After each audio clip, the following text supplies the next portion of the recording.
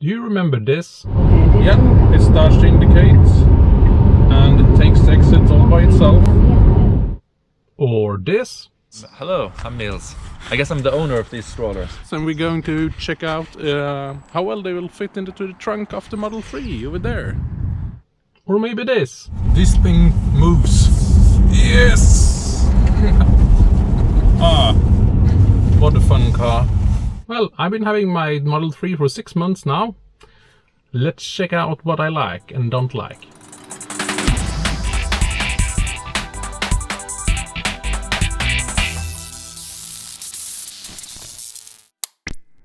Yeah, so I've been driving for 22,000 kilometers the past 6 months while I've been having my Model 3.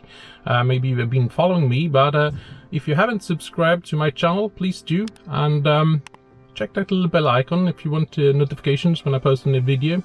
And if you're interested in your own Model 3, make sure to check out how to get some free supercharging when order one. But anyway, I've been driving 22,000 kilometers with my Model 3 Performance here in Sweden and in Europe. And yeah, it's still a very nice car, and I absolutely love it. And the interesting thing is, maybe you've seen my videos when I complain about road noise. We're coming up to different, you can hear it's much higher road noise. And this summer it's been a bit warmer, so the tarmac has been warmer and softer, and also the tires has been a bit more soft because of the warmer weather in the summer. So actually the noise level has decreased a bit during the summer, and also I've been traveling on more roads here in Sweden and also in Europe, as you may have seen, and it's quite a big difference between the different tarmacs in the different countries and the different regions. And I think the absolutely worst tarmac ever I've been driving on is actually here in Sweden. It's on the E6. Just south of Gothenburg. There's a stretch there past one of the superchargers in Falkenberg, and it's so noisy, it's unbelievable. It's the worst stretch of road I've ever driven on, I think, when it comes to road noise. But anyway, what do I like about the Model 3? Well, everything that I said before. One thing that changed is that I now got some rattle in the panel just in front of the steering wheel, but I suspect that's because this summer it's been a lot of sunshine, so it's heating up and then it cools down and it's heating up. So basically what I can do is just touch a bit here, and then it's quiet, and it stays quiet for quite some time, like a day or so. So it's not a big deal.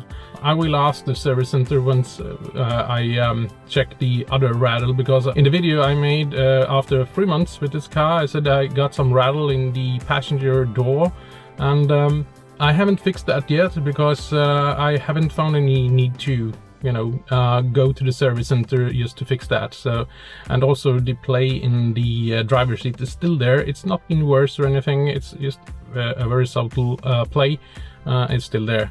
One thing that I really like about Model 3 that I haven't mentioned before, but it's better than the Model S that I had before, is that I actually now have good storage in the doors.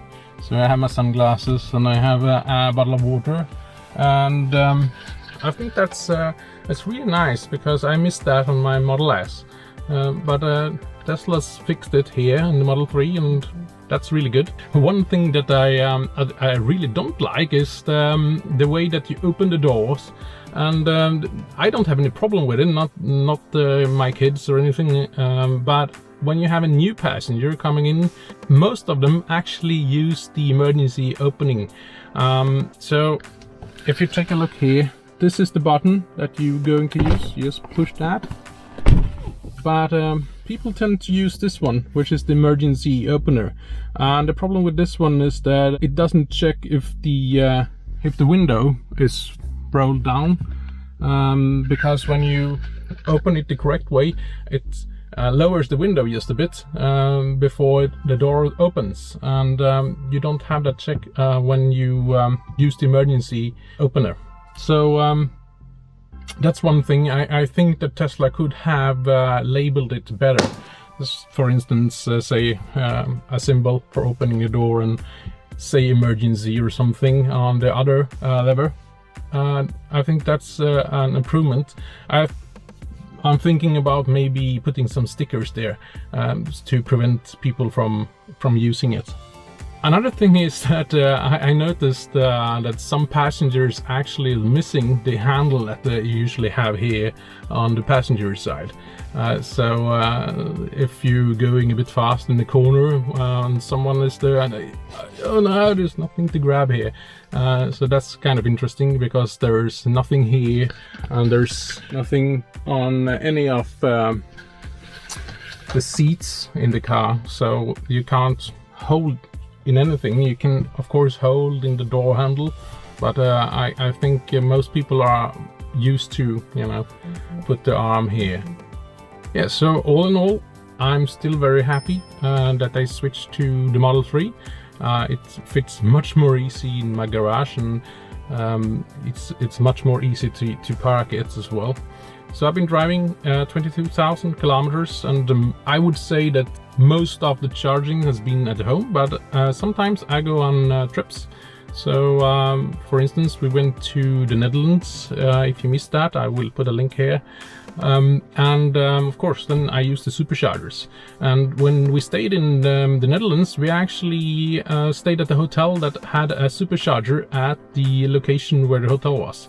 So that was pretty nice. And they also had a lot of destination chargers. I don't think they had any Tesla destination chargers, but they had destination charging from some of the charging networks. I can't remember which one.